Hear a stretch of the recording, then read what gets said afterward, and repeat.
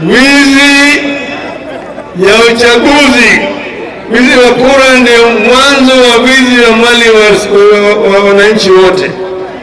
Hapo ndio inaanza, unaiba kura, alafu unaendelea sasa kunyakua mali ya umma yote.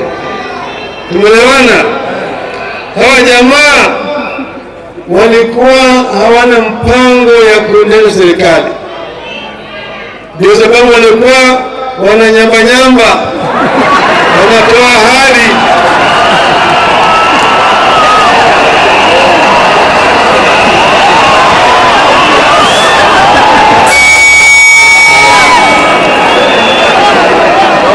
Walikuwa wanatoa ahadi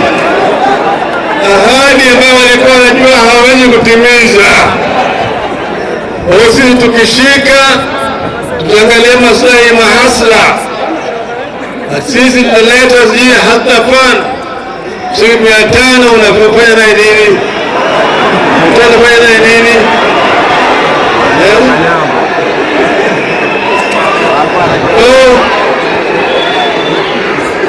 Hadi gharama ya maisha itarudi chini. Bei ya unga tutateremsha kutoka 200 hadi 70. Ndio sisi tutarudisha bei ya chakula chini, tutapunguza bei ya mafuta, gharama ya stima, karo ya shule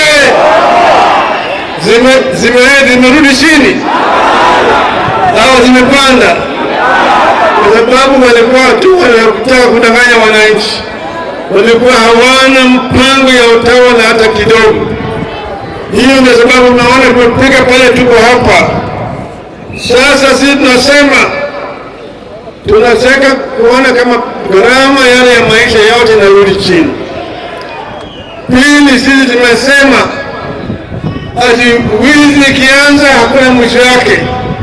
Naona wale ambao walikuwa wameshtakiwa na serikali juu ya mambo ya wizi wanafunguliwa, kesi inatupuliwa, alafu wao sasa wanaajiriwa.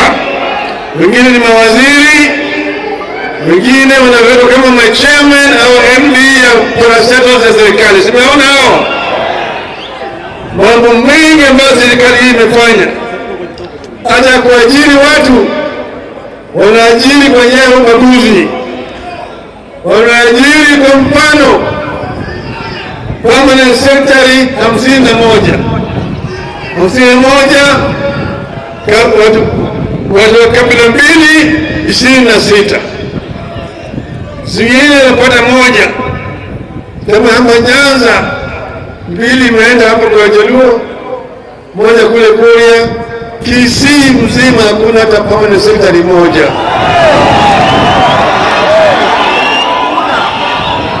Kwani Kisii si wa Kenya? Kisii ni wa Kenya. Unaweza kuajiri permanent secretary 51 na hata hakuna mmoja Mkisii. Je, hiyo ni ungwana kweli? Hiyo ni ungwana? Wakisii wanatoa kodi kama Wakenya wengine. Kila siku wanasanya kodi hapa Kisii. Kenda kwa duka kununua sukari, toa kodi. Mafuta, mtoa kodi. Unga, mtoa kodi. Mkate, toa kodi. Coca-Cola, toa kodi. Sigara, moja moderon, hiyo pesa wanaleta hapa kila siku, alafu wanaajiri watu na kuna Mkisii. Wanatoa solicitor general Mkisii, wanaweka mtu mwingine Mkisii. Hiyo ni nini? Mtoa Mkisii, mwanaweka Mkisii. Hakuna Muslimu pia umeweka. Tunaelewa vizuri? Hata kwa sasa wanaenda kutafuta Bwana Matiang'i.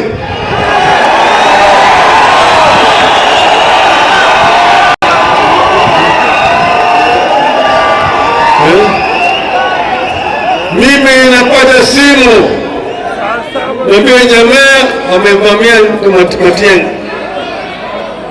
Nakimbia kufika pale, na kuna wakili Dansa Numari ananiambia, mimi wamesikia unakuja, umetoroka.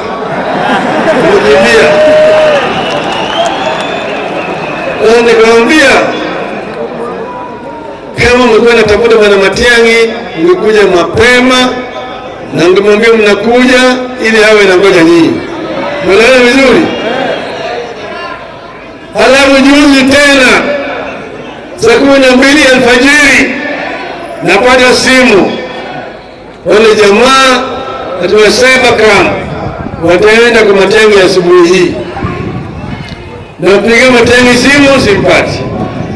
Baada ya napata wakili bwana Dansan Omari. Kabla kimbia mara moja kwenda kwa Matiang'i. Wale vijangili wanataka kwenda huko tena.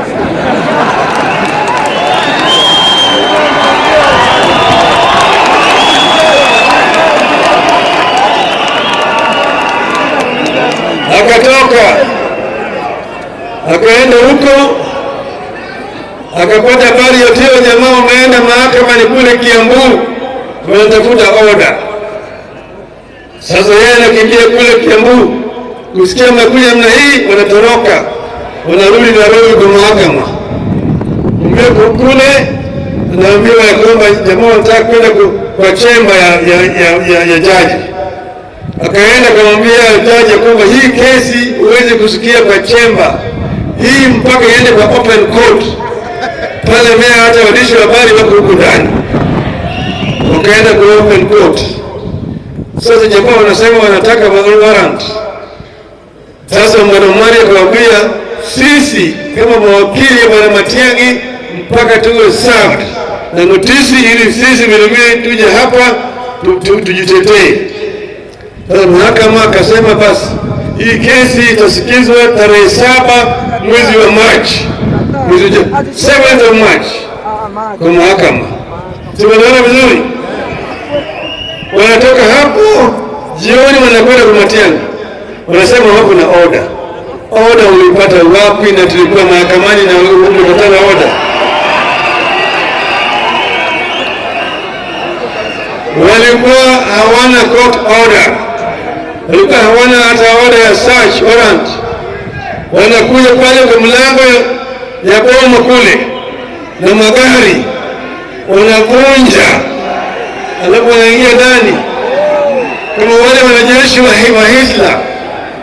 Wanaingia kwa nyumba, kuna askari pale, kuna nini, wanasema funga mlango, wanafungua, wanaingia kwa mwingine hapo, wanasema fungua hii, sina kifunguo, wanavunja, kwa wengine wanavunja, wengine wanavunja, unavunja milango ya mtu kama mwizi.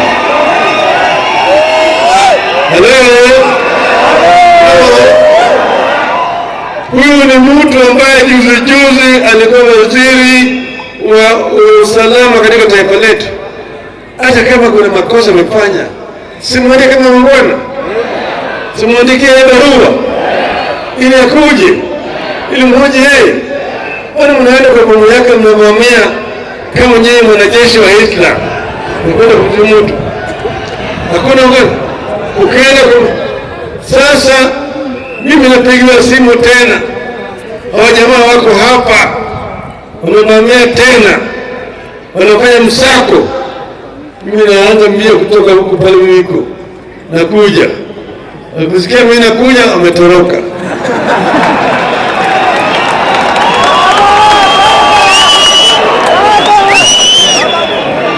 Sasa sisi tunasema kwamba Kenya hii hatuko katika hali ya hatari. We are not in a state of emergency. There is no reason why civilians should be harassed by this regime. Particularly people who have just left government. If there are 3 people who are also in government, Bwana Ruto was a deputy president. Matiang'i was with him in the cabinet.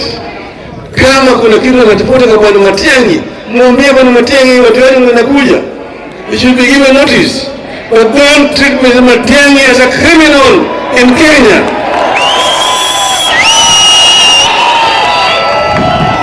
Bwana Matiang'i has not refused. He has not refused to be charged in the court of law. But to follow the procedure properly,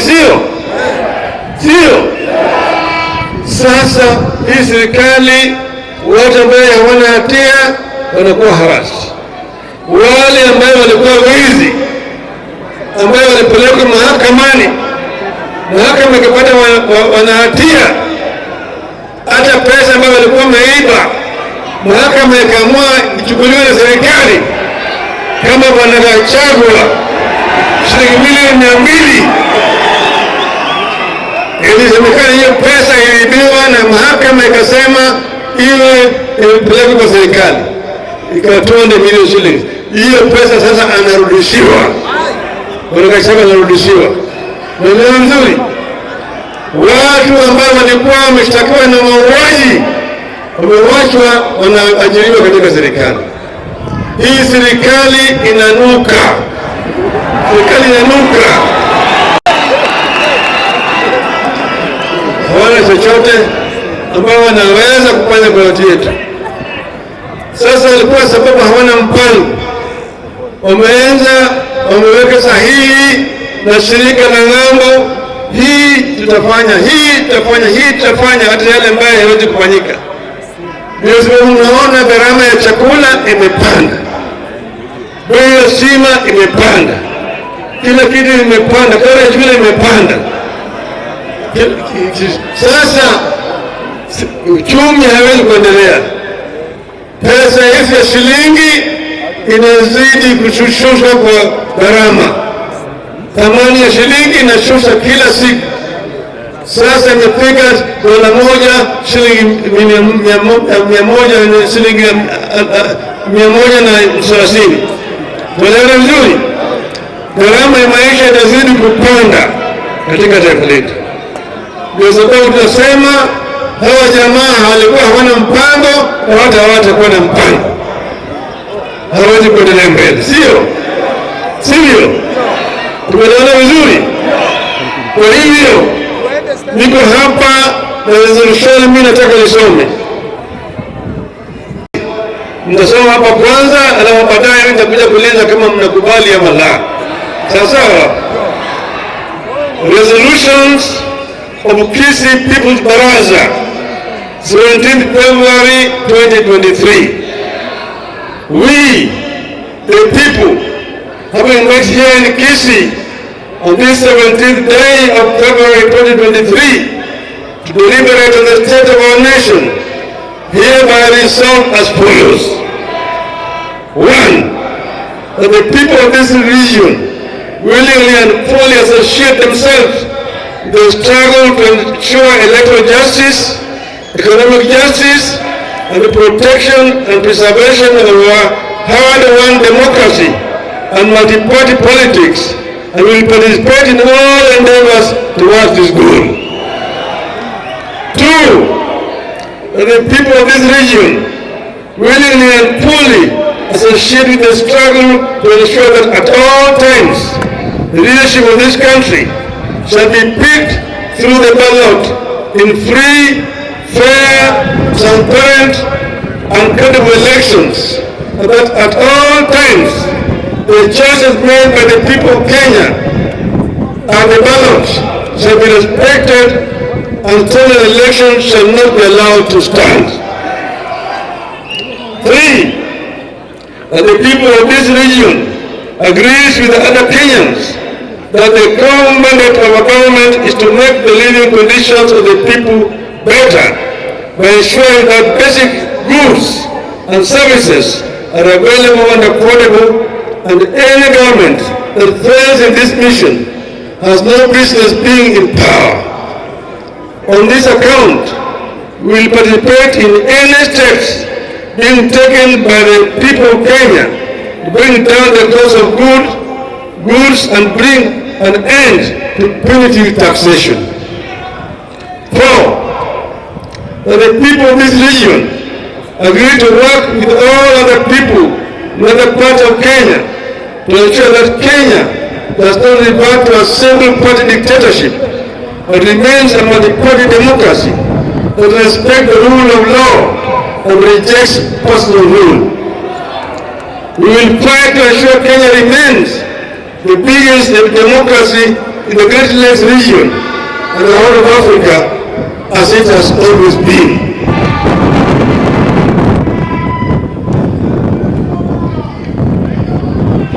Finally, that the people of this region join other Kenyans in rejecting attempts to reconstitute the IEBC in a way that favors Kenya Kwanza regime, and shall fully participate in all efforts to ensure that the reconstitution of the IEBC is done in a consultative manner that respects the views and feelings of all Kenyans, regardless of party affiliation. Mnakubaliana na haya? Mnakubaliana na haya? Mnakubaliana na haya? Mliona Chebukati, tumeona Chebucheta,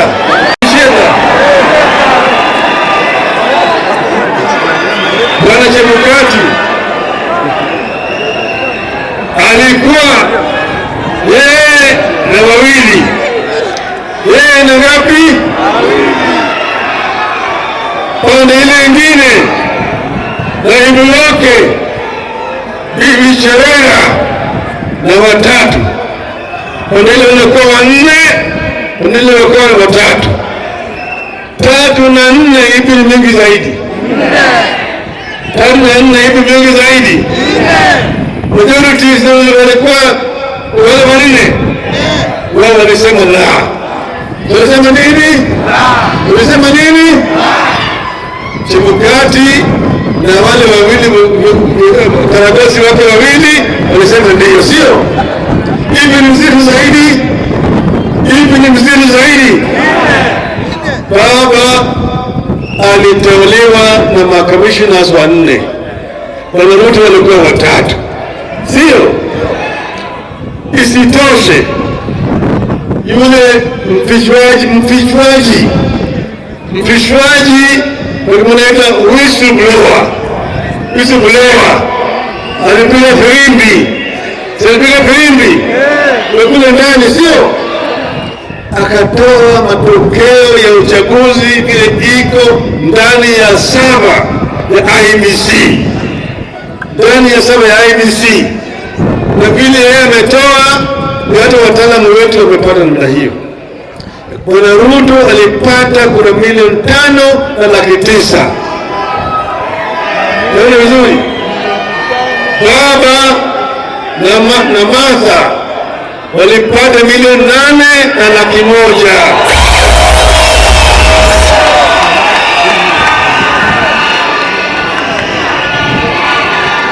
Hiyo ndio ukweli.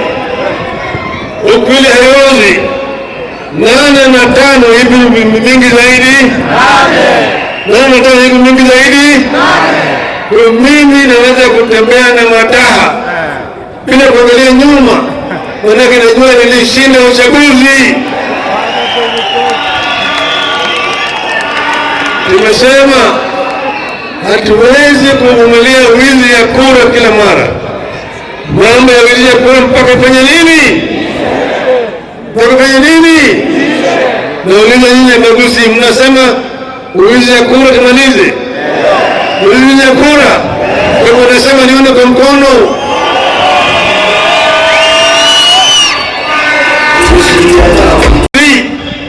Nataka ulimwengu yote angalie. Pale mimi mko, runinga iko mpaka Amerika wanaangalia nyinyi. Hata kule Australia wanaangalia nyinyi. Kule bara Ulaya wanaangalia nyinyi.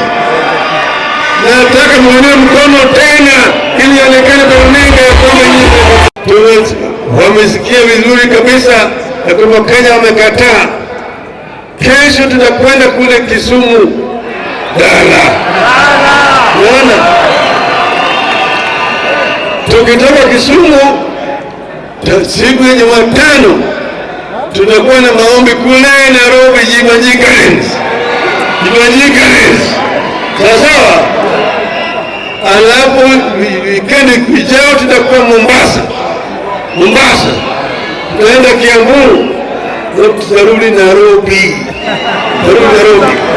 Tutapiga filimbi. Mko tayari?